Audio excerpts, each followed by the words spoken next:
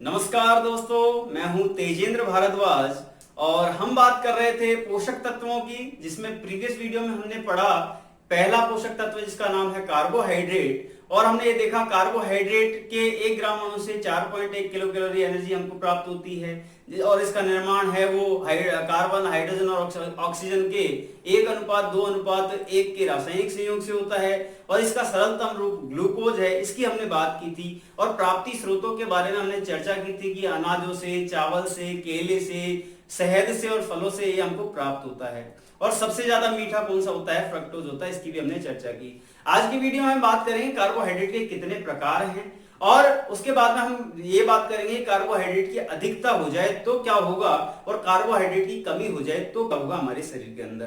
तो चलिए शुरुआत करते हैं। तो दोस्तों, टाइप्स ऑफ कार्बोहाइड्रेट। तो टाइप्स की बात करते हैं तो ये 3 टाइप्स का होता है। There are 3 types of carbohydrate, जिसमें सबसे पहला आता है जिसको बोलते हैं मोनोसैकेराइड। क्योंकि कल हमने बात की थी कि जो कार्बोहाइड्रेट है उसका रासायनिक नाम क्या होता था? उसका रासायनिक नाम है सैकेराइड। कार्बोहाइड्रेट को सैकेराइड के नाम से भी जानते हैं। तो पहला इसका टाइप है मोनोसैकेराइड, दूसरा इसका टाइप है डाइसैकेराइड और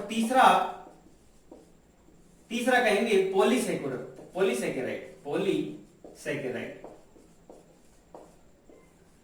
एक एक के बारे में चर्चा करेंगे कि दोस्तों जो मोनोसैकेराइड है, मोनो का अर्थ होता है सिंगल, और सैकेराइड का मतलब कार्बोहाइड्रेट, मतलब सिंगल कार्बोहाइड्रेट या एक अणु। इसमें क्या होता है? एक अणु होता है। और जब डाई की बात करेंगे, डाई का मतलब 2 अणु, कार्बोहाइड्रेट के 2 अणु मिलकर डाइसैकेराइड का निर्माण करते हैं। और पॉलीसैकेराइड का मतलब 7 से अधिक जो अणु कार्बोहाइड्रेट के मिलकर और पॉलीसैकेराइड का निर्माण करते हैं। तो दोस्तों, हमने दो चीजों के बारे में भी चर्चा की थी कि जब किसी चीज का अपघटन होता है तो उसको कैटाबोलिज्म कहा जाता है। फिर हमने ये भी बात की थी एनाबोलिज्म किसे कहते हैं, कि जब छोटे छोटे पार्टिकल्स मिलकर बड़े पार्टिकल का निर्माण करते हैं वो एनाबोलिज्म कहा जाता है या अपचय कहलाता है, सॉरी। तो हम बात करेंगे मोनोसैकेराइड की, जिसमें एक अणु मिलता है कार्बोहाइड्रेट का। और इसके प्रकार हैं, मतलब हम कहते हैं ग्लूकोज जो है मोनोसैकेराइड है, फ्रक्टोज है वो मोनोसैकेराइड है, फ्रक्टोज। फिर तीसरा आता है गैलेक्टोज, ये भी मोनोसैकेराइड है, मोनोसैकेराइड की कैटेगरी में आता है। तो दोस्तों, इसमें एक बात ध्यान रखिए कि ये 3 प्रकार हैं, मोनोसैकेराइड, डाइसैकेराइड और पॉलीसैकेराइड। इन तीनों के भी 3 प्रकार होते हैं। जैसे पहले की बात करें, मोनोसैकेराइड में ग्लूकोज आता है, फ्रक्टोज आता है और गैलेक्टोज आता है। तो ग्लूकोज कहां पाया जाता है? ग्लूकोज होता है दोस्तों हमारे ब्लड के अंदर, ब्लड में। और ब्लड से याद रखेंगे कि हमारे ब्लड का पीएच मान होता है 7.4, मतलब ये हल्का क्षारीय होता है, मतलब हल्का बेसिक होता है, स्लाइटली बेसिक। और ब्लड के अंदर क्या पाया जाता है? हीमोग्लोबिन पाया जाता है। और अगर ग्लूकोज की बात करें तो ग्लूकोज की मात्रा हमारे शरीर के अंदर होती है 80 से 120 mg/100 ml, मतलब प्रति 100 ml में ग्लूकोज की मात्रा हमारे शरीर के अंदर होगी 80 से 120 मिलीग्राम। फिर अगर इसकी अधिकता हो जाएगी तो इसके बारे में बात करेंगे कि अगर इस लिमिट से ज्यादा हो जाता है ग्लूकोज, जब हम कुछ मीठा खा लेते हैं तो क्या होगा, क्या फर्क पड़ेगा। और यदि इससे कम हो जाता है, मतलब जब हम फास्ट करते हैं तो क्या इफेक्ट पड़ेगा। फिर बात करते हैं फ्रक्टोज की, जो सेकंड आता है फ्रक्टोज। तो दोस्तों, ये कहां पाया जाता है? फ्रक्टोज जो होता है वो कहां पाया जाता है? फलों या शहद में। फलों की शर्करा कल हमने पढ़ी थी, फलों की शर्करा जो है फ्रक्टोज को कहा जाता है फलों या शहद की शर्करा। और यह सबसे मीठा कार्बोहाइड्रेट है, फिर तीसरा बात करते हैं गैलेक्टोज की। तो ये जितने भी डेयरी प्रोडक्ट्स होते हैं, डेयरी प्रोडक्ट्स मतलब दूध के उत्पाद होते हैं, उनमें पाया जाता है। और इसी को कहा जाता है ब्रेन शुगर या मस्तिष्क की शर्करा, दूध के उत्पाद। इस मोनोसैकेराइड की बात होगी। और मोनोसैकेराइड के बारे में एक बात और ध्यान रखेंगे, इसका जो फॉर्मूला होता है दैट इज CnH2n और ON। मतलब जब n की वैल्यू पुट करेंगे, अगर मान लीजिए 6 पुट करते हैं =6, तो क्या बनता है? ग्लूकोज बनता है। तो C6H12O6 इसका फॉर्मूला हो जाता है। अब डाइसैकेराइड की बात करेंगे तो डाइसैकेराइड में हमने देखा डाई का मतलब होता है 2, मतलब डबल।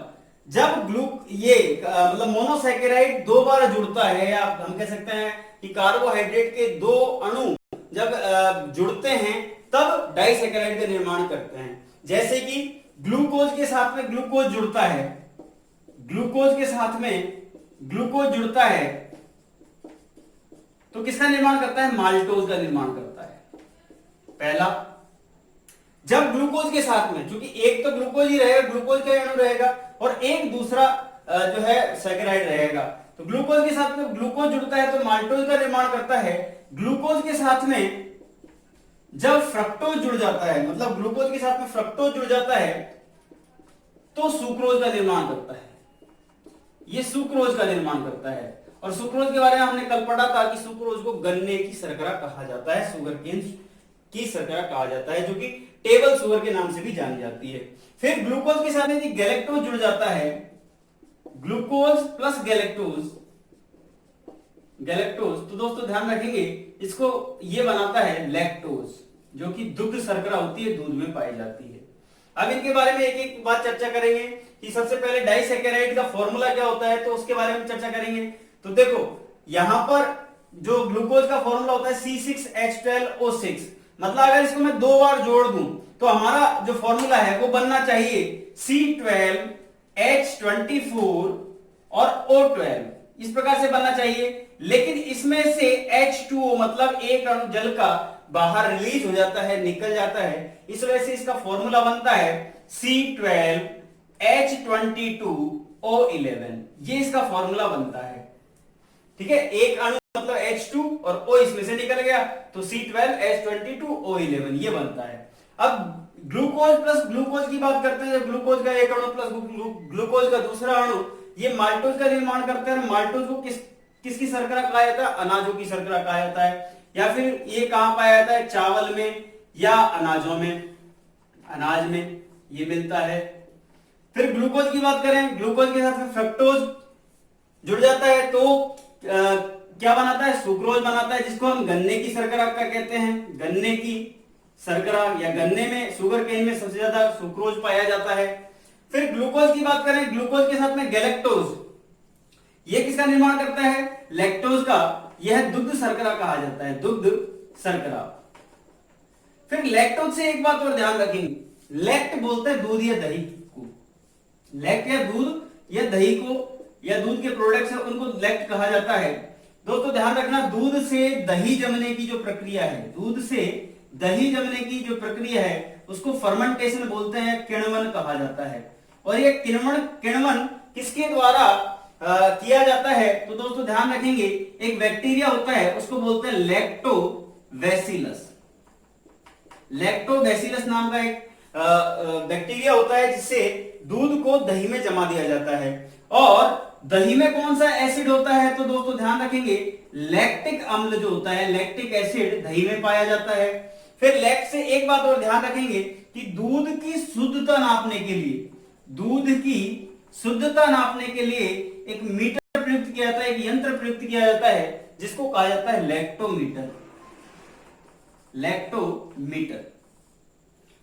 और भी बहुत सारी बातें हैं, जब लैक्ट के बारे में डिटेल से पढ़ेंगे उसका अलग से वीडियो बनाऊंगा मैं, तब हम विशेष तथ्यों की बात करेंगे कि पास्चराइजेशन क्या होता है, किसने सिद्धांत दिया, और क्या इसकी टेम्परेचर लिमिट्स होती हैं। जब हम कहते हैं कि पास्चुरीकरण करते हैं दूध का, तो उसकी लिमिट क्या होती है, उसके बारे में चर्चा करेंगे।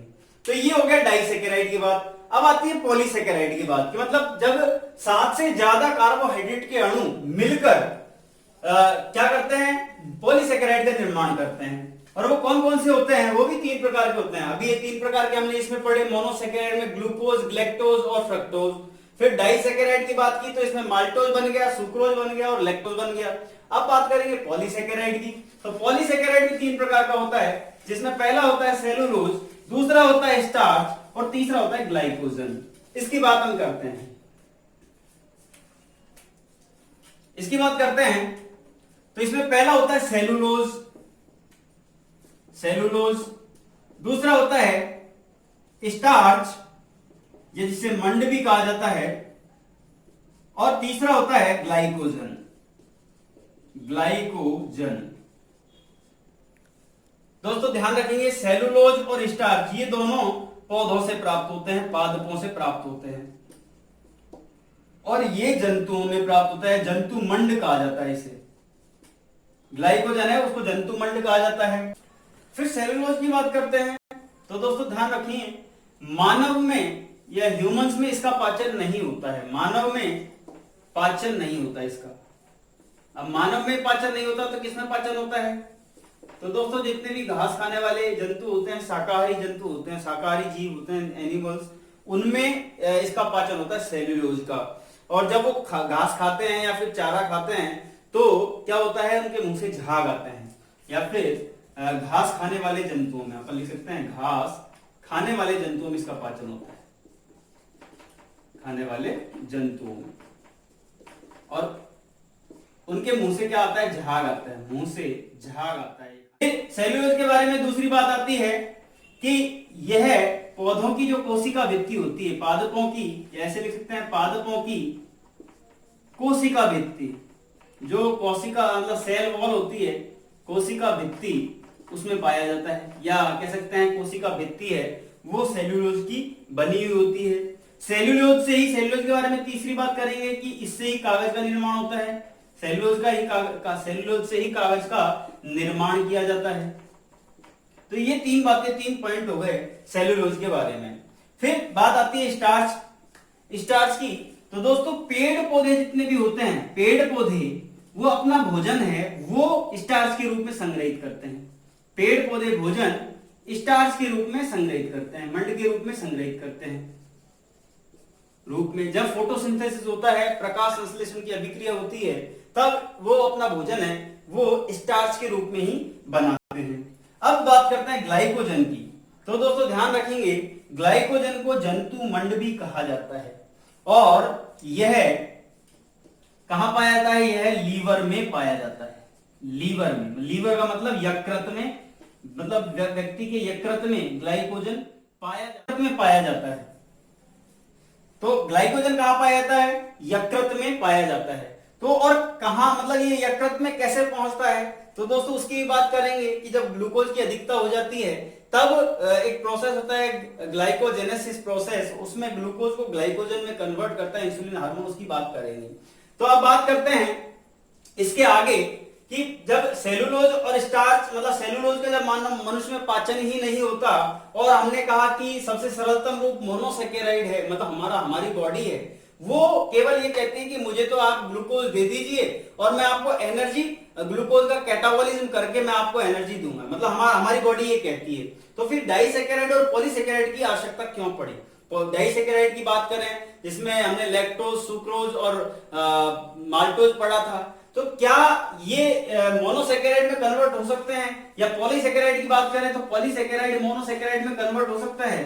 तो हम कहेंगे हाँ, ये क्या करेगा, हमारे शरीर में जो शरीर के अंग होते हैं, जैसे अंतःस्रावी ग्रंथियां होती हैं, जिनमें से कुछ एंजाइम्स स्रावित होते हैं, वो एंजाइम्स क्या करते हैं, जैसे डाइसेकेराइड की बात करें, डाइसेकेराइड हमने कार्बोहाइड्रेट लिया, तो वो एंजाइम्स क्या करेंगे, उसको ब्रेक करेंगे, उसका कैटाबॉलिज्म करेंगे और उसको कन्वर्ट करेंगे मोनोसेकेराइड में।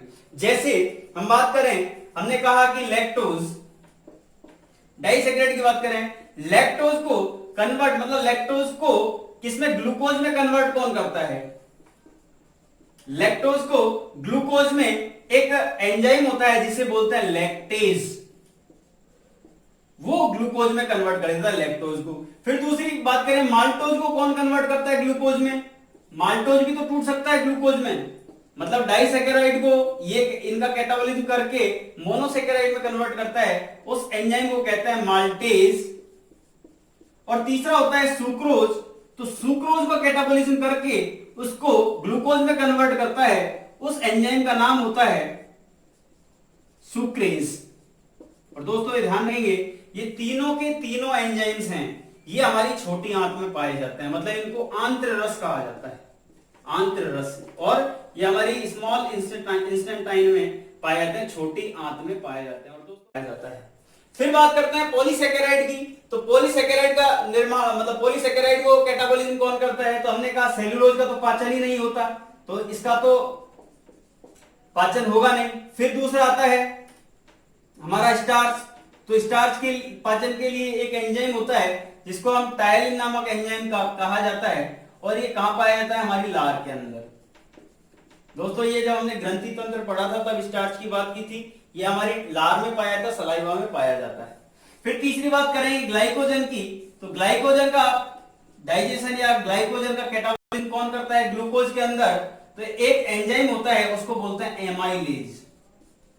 एमाइलेज, और ये दोनों एंजाइम मतलब ये एमाइलेज है, ये कहां स्रावित होता है? हमारे अग्न्याशय में। अब बात करते हैं तो दोस्तों जो पॉलीसेकेराइड है उसके बारे में एक बात और ध्यान रखेंगे। जो पॉलीसेकेराइड होता है उसका फॉर्मूला होता है C6H10O5N। ये इसका फॉर्मूला होता है पॉलीसेकेराइड का। मोनोसेकेराइड का फॉर्मूला ग्लूकोज का ही होता है C6H12O6, और जो डाइसेकेराइड होता है उसका फॉर्मूला होता है C12H22O11।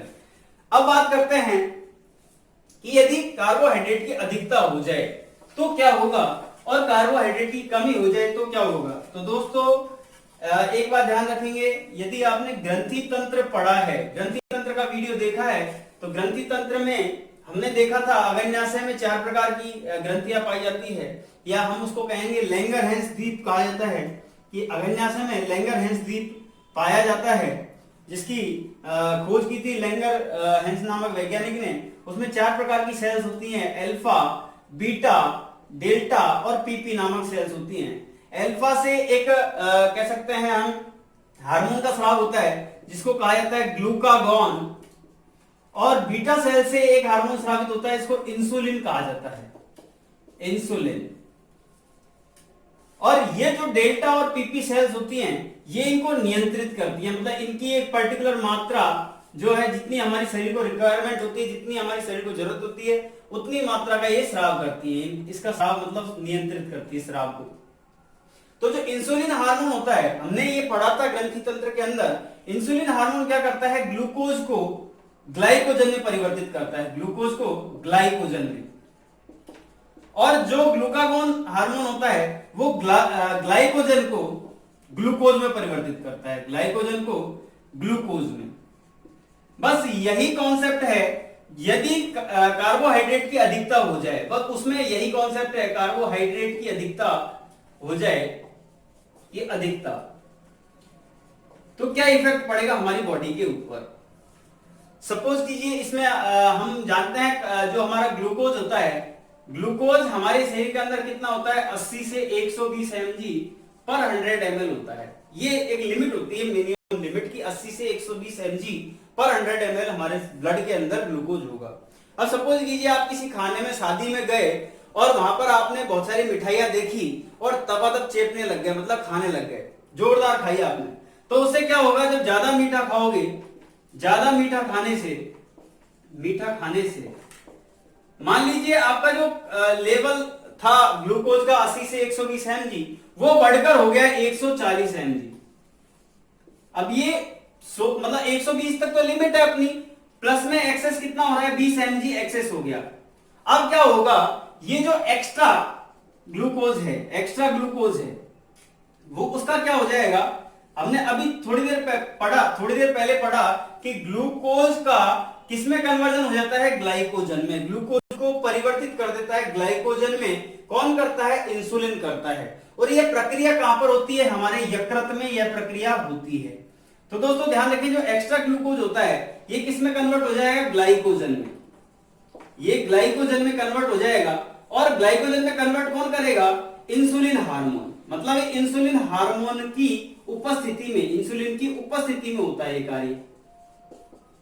यदि इंसुलिन हार्मोन की उपस्थिति होगी, प्रेजेंस होगी, तभी ये जो एक्सेस ग्लूकोज है वो ग्लाइकोजन में कन्वर्ट हो जाएगा, और इस प्रोसेस को कहा जाता है ग्लाइकोजेनेसिस। ये भी हम पढ़ चुके हैं,